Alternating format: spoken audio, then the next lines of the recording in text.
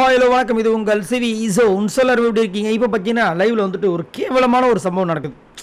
அதாவது இந்த திவாகரை வந்துட்டு ஒரு சில பேர் இவ்வளோ மட்டமாக பேசி இன்னத்தை வந்து சாதிக்க போகிறாங்க. அதில் என்ன ஒரு சந்தோஷத்தை அனுபவிக்கிறாங்கன்னு தெரியல.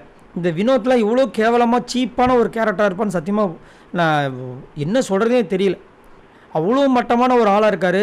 ஆக்சுவலாக நேற்று கமருதீனுக்கு இவ்வளோ கெட்ட பேர் வர்றதுக்கு முக்கிய காரணமும் இந்த வினோத்து தான். ஆக்சுவலாக பார்க்க போனால் இவரெலாம் வந்து ஒரு என்ன சொல்லுவாங்க, விஷ பாட்டில் சொல்கிறாங்க பார்த்தீங்களா, அந்த மாதிரி ஒரு டேக் தான் இந்த வினோத்து கொடுக்கணும். ஏன்னா பார்வதிக்கும் திவாகருக்கும் லைட்டாக போய்ட்டு இருந்ததை வந்துட்டு ஏற்றி விட்டதே இவர் தான். அதுக்கப்புறம் தான் கமருதீன் உள்ளே வந்தார். அதுக்கப்புறம் பிரச்சனையாச்சு, தேவையில்லாமல் வந்துட்டு இப்போ ஒரு பெரிய பூதாகரமாக வெடிச்சிது. இப்பயும் பார்த்தீங்கன்னா எல்லோரும் உள்ளே உட்காந்துட்ருக்காங்க. திவாகர் கம்முன்னு உட்காந்துட்ருக்காப்புல. இவர் வந்தார். இவர் சாப்பிட்ற விஷயங்களெல்லாம் கலாய்ச்சிக்கிட்டே இருக்கார். போனால் சாப்பிடுவான், உங்களுக்கு உடம்பு சரியில்லையா, சூப்பர் ஃபிசியோதெரப்பி இருக்கார், அவருக்கு ஒரு மாதுளம்பழம் கொடு சரி பண்ணிடுவார், அதுக்கப்புறம் வந்து இட்லி சாம்பார் கொடு சரி பண்ணுவாருன்னு கலாய்க்கிறாரு.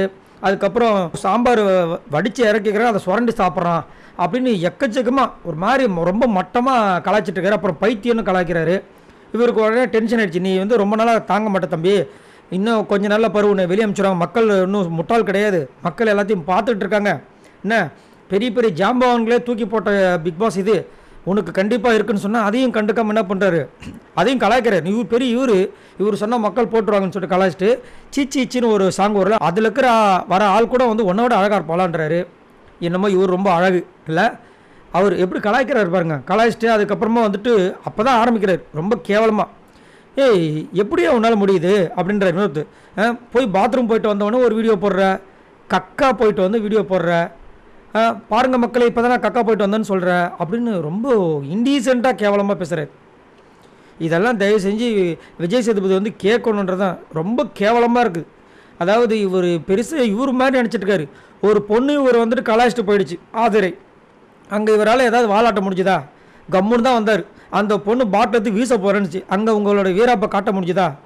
இங்கே வந்துட்டு பாவம் இன்னசென்ட்டாக இருக்கிற இந்த திவாகரை பிடிச்சின்னு எப்போ பார்த்தாலும் நோண்டிக்கின்னு அவர் உடனே டென்ஷன் ஆகிட்டு எந்திரிச்சு. இத்தனைக்கும் கனி அங்கே தான் இருக்காங்க கேப்டன். ஏதாவது வாயை திறக்கலாம், வாயை திறக்கவே மாட்டாங்க. இதனால தான் பிடிக்க மாட்டுது. அப்போ அவர் சொல்கிறார், அக்கா அவனுக்கு அவ்வளோதான் மரியாதை, ரொம்ப ஓவராக பண்ணால் பிரச்சனை வேண்டான்னு பார்க்குறான், இல்லைனா ரெட் கார்டு வந்தாலும் பரவாயில்லன்னு நான் அடிச்சுட்டு போயிட்டே இருப்பேன்ட்டார். அப்பவும் அவர் வந்து கலாய்ச்சிட்ருக்காரு. அதாவது ஒரு மனித பிறவினா கண்டிப்பாக அடுத்த அந்த சக மனிதனை வந்துட்டு போட்டுருவாங்க, இல்லைன்னா மதிப்பாங்க, இல்லை சைலண்ட்டாக போயிடுவாங்க. இந்த மாதிரி தூற்ற மாட்டாங்க. அதே மாதிரி தான் வந்து நல்ல திறமைசாலி அப்படின்னு சொல்லிட்டு திறமையாக இருக்கவன் சொல்ல மாட்டான். திறமையாக இல்லாதவன் தான் ஏதோ கொஞ்சம் கற்றுட்டு வச்சுட்டு என்ன பண்ணுவான், நான் பெரிய ஆள்னு. இதனால தான் கலை அன்னைக்கு சொல்லியிருக்கார் இவன் இதனால தான் வந்து இன்னும் முன்னேறாமல் இருக்கான்னு. அவர் சொன்னது ஒரு வகையில் பார்த்தா இப்படி தான் இருக்கும் போல, இந்த மாதிரி எல்லாரையும் மட்டம் தட்டி பேசுவார் போல இருக்குது. அதனால தான் அவர் இன்னும் வந்துட்டு வளராமல் இருக்கார். பார்த்தீங்களா எவ்வளோ கொடுமையாக இருக்குன்னு.